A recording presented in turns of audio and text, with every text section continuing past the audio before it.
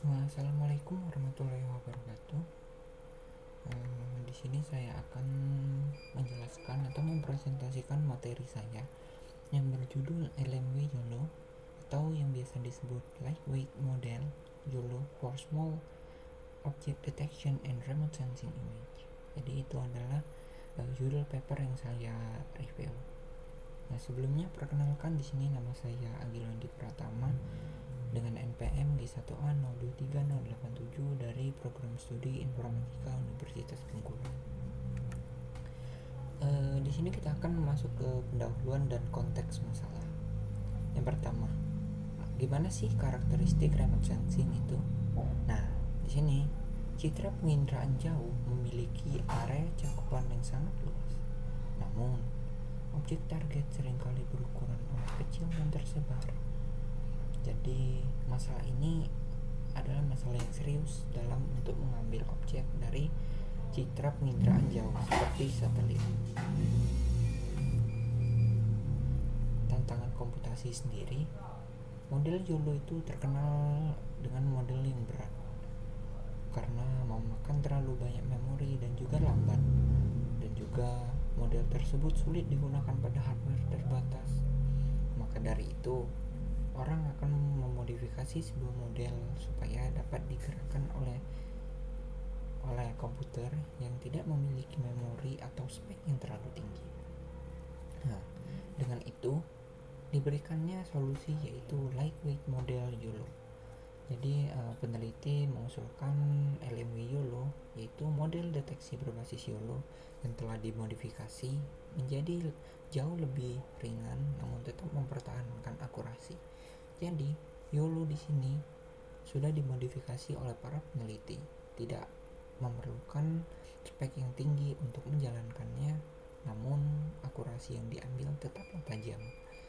Pada gambar di sebelah kanan tersebut adalah contoh bagaimana penerapan LMW YOLO digunakan. Mereka dapat mengambil objek-objek kecil, contohnya seperti pesawat, orang, bahkan mobil ataupun rumah. Nah, dari paper tersebut terdapat metode utama untuk arsitektur LMW YOLO. Yang pertama, fondasi YOLO dan juga CNN. Nah, di sini menggunakan arsitektur dasar YOLO. Nah, YOLO sendiri itu adalah bagian dari Convolutional Neural Networks atau biasa yang disebut CNN. Nah, yang secara inheren CNN tersebut didesain untuk objek berkecepatan tinggi secara serentak. Jadi CNN ini adalah sebuah arsitektur yang digunakan pada deep learning untuk mengambil gambar seperti sudut gambar, warna gambar.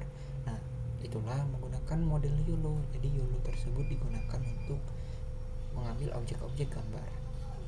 Nah, kemudian ada modifikasi lightweight, menerapkan mekanisme pengurangan parameter drastis pada layar lebar, memanfaatkan konsep mirip depth-wise separable convolution untuk memangkas beban komputasi.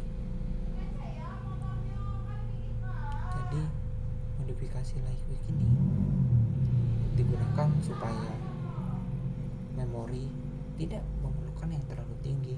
Jadi, walaupun spek komputer itu terbatas, tetap dapat mengambil atau menggunakan model YOLO.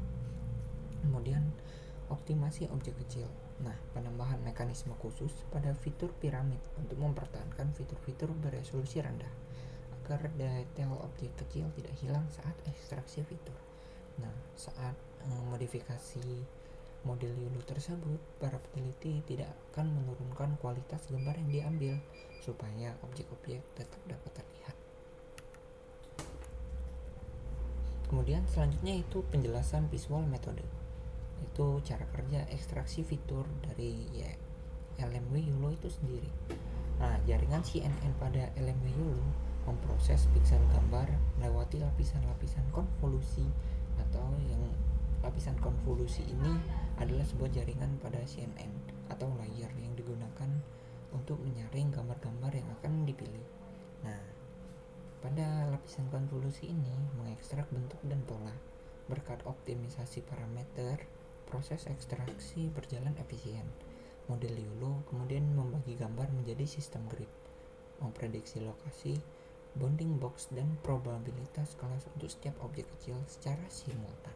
Nah, jadi di YOLO ini akan mengambil objek-objek kecil dan ditandai oleh bounding box. Seperti pada gambar di awal tadi, nah gambar biru dan oranye itu biasa disebut bounding box. Gunanya untuk menandai objek-objek yang akan diambil. Oke, selanjutnya implementasi dan evaluasi model. Nah, di sini ada pelatihan dan cara kerja dari model LME YOLO. Nah, model LME YOLO dilatih dan diuji menggunakan kumpulan dataset publik citra penginderaan jarak jauh yang beresolusi tinggi dan juga kompleks. Kenapa sih datasetnya harus beresolusi tinggi? Nah, supaya training model tersebut tidak meleset atau akurasinya mencapai angka yang tinggi. Jadi tidak akan meleset saat mengakurasi model data terbaru. Nah, saat implementasi, citra yang masuk akan diekstrak fitur-fiturnya secara real time. Jaringan secara instan menebak koordinat bounding box dan menentukan jenis klasifikasi dari objek-objek kecil tersebut.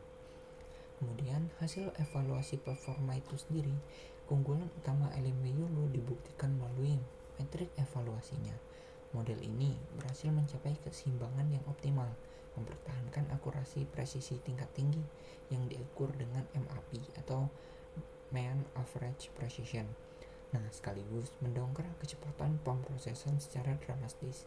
Nah, kecepatan pemrosesan ini diukur menggunakan FPS, frame per second, atau satuan frame itu per detiknya, dibandingkan model YOLO yang berat. Nah, ini adalah analisis gambar hasil visualisasi output YOLO. Nah, gambar di samping mengilustrasikan hasil output khas dari arsitektur YOLO pada data satelit. Jadi, satelit mengambil data yang ada seperti pada gambar. Di sini satelit mengambil data seperti pesawat yang akan ditandai oleh bounding box. Nah, jadi data tersebut diambil satelit, kemudian satelit akan mengambil gambar, kemudian ditandai, dan model akan mengenali bounding box tersebut. Model berhasil mengenali keberadaan target dengan menggambar kotak pembatas atau yang biasa disebut bounding box. Nah, di sekeliling kendaraan atau struktur bangunan kecil, di setiap kotak umumnya memuat label kelas serta angka probabilitas. Nah, jadi di setiap bounding box itu akan terdapat label kelas dan juga angka probabilitas yang menunjukkan tingkat keyakinan AI terhadap tebakannya. Kemudian terdapat tantangan dan keterbatasan dari paper ini, yaitu yang pertama, objek dapat tumpang tindih secara ekstrim. Meskipun ringan dan cepat, model LME YOLO masih kerap kesulitan saat harus mendeteksi objek-objek kecil yang saling menumpuk sangat rapat. Nah, semisalnya terdapat sebuah parkiran mobil, di mana di situ terdapat ratusan bahkan ribuan mobil.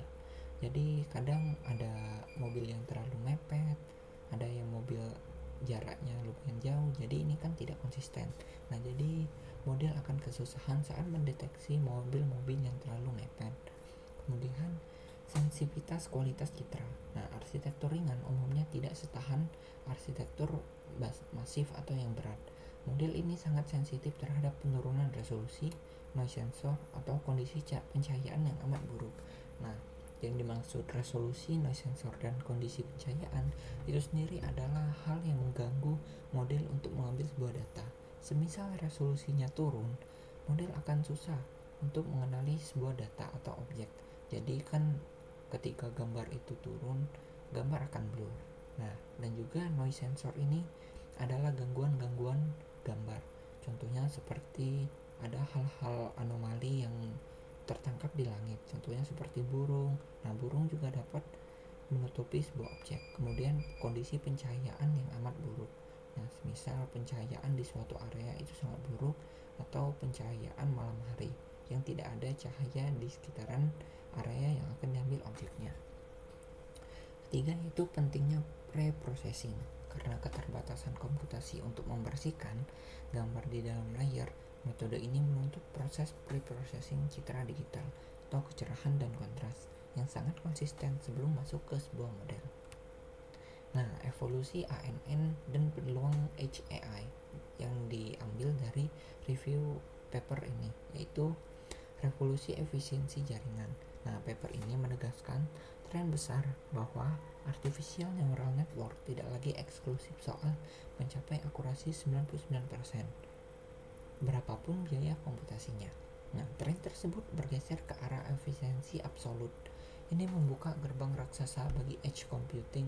Model cerdas ini bisa ditanam langsung ke smartphone, drone, atau IoT pertanian tanpa harus terus-menerus bergantung pada API server cloud yang mahal dan lambat.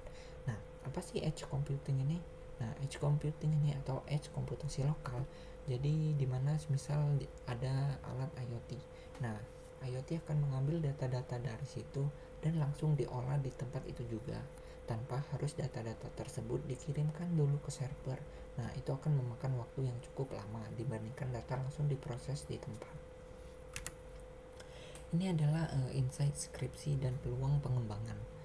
Nah, di sini ada satu judul skripsi yaitu implementasi algoritma lightweight YOLO untuk deteksi dini bercak penyakit daun kopi secara real time.